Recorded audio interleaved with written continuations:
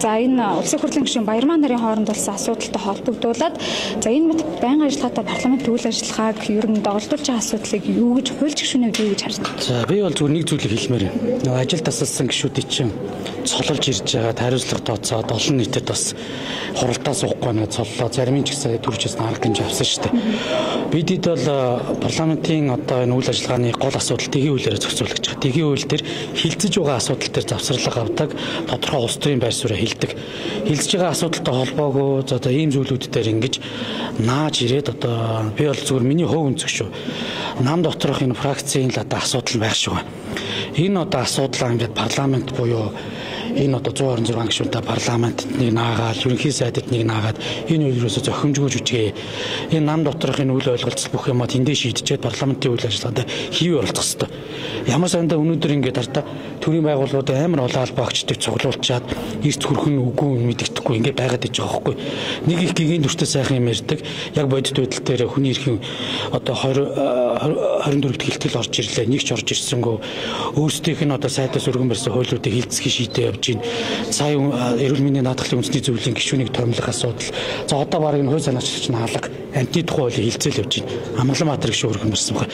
Тэгээ энэ өөрсдийнхээ энэ асуудлуудыг парламент дээр ч юм уу ингээд нэг хувь одоо албан тушаалтал ингээд чиглүүлээд юм явцсан ус төрийг гэдэг. Би бол хувьдаа ерөөсөө таашаахгүй байгаа. Энэ ярилцдаг хилцдэг зүйлээ хурлын дарга хэлсэн шүү дээ. Тэр удирдлагын төвшөндөө яриа яг болохгүй байгаа юм юу байгаа.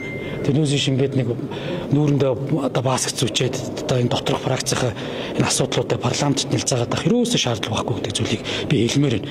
Тэгэл ерөөсөө Арсан намын нэг тэр жигүүрт сууж байгаа хэдэн хүмүүс яг чуулган их үеэр орж ирчээ нэг зураг шидчихдэг. Ерөөсөө хин ч алга гэд өөрсдөө өнөөдөр хурлаа цэцлэж явж штэ. Тэр орж ирээд хуралдаа суу стохгүй. Энэ бол нэг хувь хүний хоорондын асуудал биш ээ. Энэ бол институт хоорондын асуудал гэдэг зүйлийг ярьж байна л да. Та тэгэд институт нь одоо яасаа засагаас орж ирээ хилцээд явж байгаа бид дэдэг гах шийдвэр гаргаад явна шүү дээ. Тэгэд энэ институцийн ямар зарчим алдагдах гээд ингээд ерөн зүгээр орж ирж байгаа асуудал болгоныг бид нэр олонхороо шийдэх хэрэгтэй. Бүгдийг дэмжих хэрэгтэй гэсэн үг биш. Тэгэхээр бидэд энэ парламент ямар одоо чиг үүрэгтэй тэр хууль тогтоомжийг батлах энэ үүрэг байгаа болохоос биш нэг нэгэндээ нэг үг гэлэхээр институцийн дээрээ гараа суучлаач гэдэг юм уу. Иймэрхүү байдлаар өөр ингээд парламентын үйл ажиллагаа муухай харагдуулаад энэ парламентын гишүүчийг хинч биш юм аа гэд таад маань хүртэл ингээд сэвэд ойлгуулад байвал хийж утгагүй шүү дээ. Энэ одоо парламентын үйл ажиллагаа хэвэл явж байна. Энэ асуудлуудыг хилцээ явахаар хилцэх юм уугүй юу, сүрэг хүчин муу юу, Арсан нам забараа сүрэг хүч гэж хэлмээргүй. Энэ чинь засагт хамтарж байгаа нам шүү дээ. Тэгээ ингээд засагт хамтарж байгаа намын сайд нарын жалга асуудлууд нь орж ирэхэд ерөөсөө алга. Тэгээ энэгээр дүүрэн төрийн албаа агчид бас асуудлуудаа хилцүүлэх гэж яваад байдаг. Яаган тодорхойгүй юм өсөлттэй байгаа байхгүй. Тэгэхээр энэ одоо ажил тасалж байгаа энэ улс төрийн жижиг ирэх ашигын төлөө явж байгаа юм да. Орж ирээл ажиллаа хий. Бусад тэр улс төрийн юмнуудаа бол ярьдаг журмаар явах хэрэгтэй байхгүй. Бид хилцэж байгаа асуудал дээр л завсарлага авна. Хилцэж байгаа асуудал дээр л одоо ийм байр суурь байна гэж явдаг болохоос биш.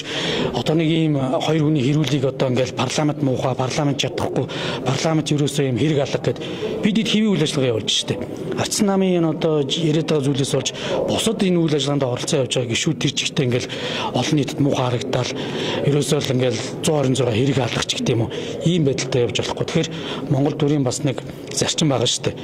Ус төржиж болно. Гэхдээ энэ ус төржтийн би сэдвийн зөвөр шулуухан сая хэлээд байна. Нам доторх энэ жижигхэн зод одоо маргаан мэтгэнэ түүгээрээ шийдээ бити. Улсын хурал парламент засгийн газар руу нэлцаагаад төрийн үйл ажиллагааг ингээд сар мөчүүлээд тайл гэж одоо хэлмээр байна. За энэ зүйлийг уучлахгүй байна шүү дээ. Та энэ дээр яг энэ хувийн хувьд би одоо хартаа би энэ тэтэл юм хэлээ. Одоо тэн дээр нэгс одоо бүр ингээд уучлахгүй. Тэр хоёрын хүний оронд асуудал. Тэр байтгаа эмгтэй гишүүдийг пэгэрэн дуудаад тэдний намын сонгогдсон тэд дараа сууж л байт юм хэлээ. Тэгээд ямар ч одоо тийм энзэг асуудал орж ирээд тэр асуудлуудаа эсвэл яриад ерөөсөө бидний энэ тархинд бол хилцэж байгаа асуудлыг тойрно үхээс ш хүний асуудал ярихгүй. Тэр хүний асуудал ярих гэж бол өөр одоо дэгийн үйл бол юм уу тэр одоо ямар ёс зүйн дэгийн байнгын орон тэр байгаа шүү дээ. Яагаад ингэ парламентыг тэр чигт муухай харагдуулах ч гэдэм үү ийм үнцгийг хийчихвэл өөрсдөө ингээд нэг одоо сонь юм яриад чухал асуудлууд яваад. Тэгэхээр хүний асуудлын хүний тусдаа яар парламентын асуудал буюу хилцэж байгаа асуудал дээр орж ирээд байр суурь хийлгээ явах нь чухал байхгүй. Би юусе энэ зарчим.